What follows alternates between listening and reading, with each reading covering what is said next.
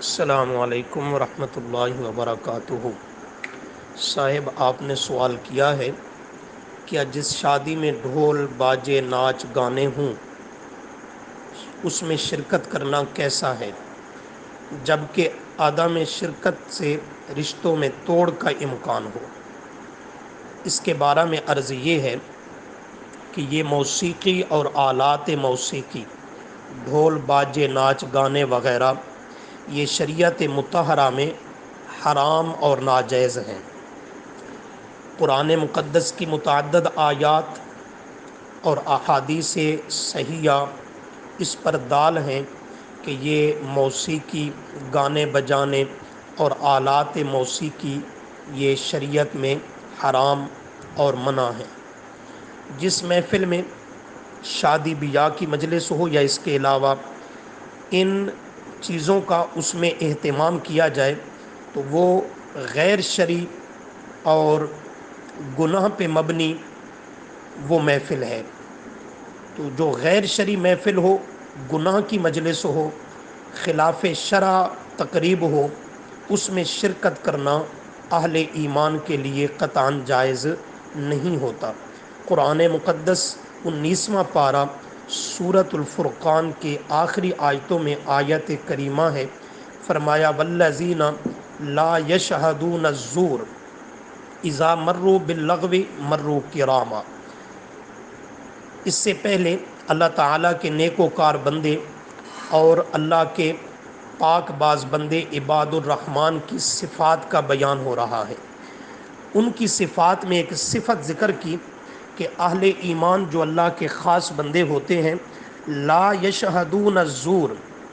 الزور کا معنی سیدنا عبداللہ بن عباس، سیدنا عبداللہ بن مسعود رضی اللہ عنہما وغیرہ کرتے ہیں، گانا بجانا اور اس کی محفل اور مجلس مراد ہے، اور بالعموم تمام خلاف شرع مجالس اور محافل تقریبات الزور سے مراد ہیں۔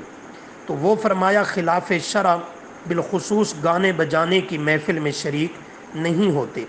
اذا مروا باللغو مروا کراما، اتفاقاً اس کے قریب سے گزرنا پڑ بھی جائے تو تب بھی اپنا دامن بچا کر عزت و وقار سے گزر جاتے ہیں، اس خلاف شرع اور بیہودہ مجلس اور تقریب کی طرف توجہ بھی نہیں کرتے۔ حدیث پاک میں بھی ہے، آپ صلی اللہ علیہ وسلم نے فرمایا من رأى منکم منکرا فلیغیرہ بیدہ، تم میں سے جو شخص خلاف شرع اور منکر کام دیکھے، گناہ کا کام دیکھے، یہ موسیقی گانے بجانے یہ منکر افعال میں سے ہیں، تو فرمایا اگر طاقت رکھتا ہے تو اسے ہاتھ اور طاقت سے روک دے، خلاف شرع کام کو مٹا ڈالے۔ اگر نہیں طاقت رکھتا تو فبلسانہ، وہ پھر اپنی زبان کے ذریعے اس کی قباحت اور اس کی حقیقت کو آشکارا کرے تاکہ اہل اسلام اس میں مبتلا ہونے سے بچ سکے۔ اگر زبان بھی استعمال کرنے کی استطاعت نہیں رکھتا تو فبقلبہ، پھر دل سے اس سے نفرت اور اجتناب کرے کہ خود اس میں شریک قطعاً نہ ہو۔ ذالک اضعف الایمان، یہ ایمان کا سب سے کمزور ترین درجہ ہے۔ تو ایسی محافل اور مجالس میں شرکت کرنا یقیناً حرام ہے۔ اگر برادری میں رشتہ داروں میں توڑ کا امکان ہو تو تب بھی یہ توڑ پیدا کرنے والا حق کی خاطر توڑ پیدا کر رہا ہے، اور اگر یہ اس میں شرکت نہیں کرتا، برادری رشتہ دار ناراض ہوتے ہیں تو وہ عند اللہ مجرم ہیں، یہ شخص عند اللہ مجرم نہیں ہے۔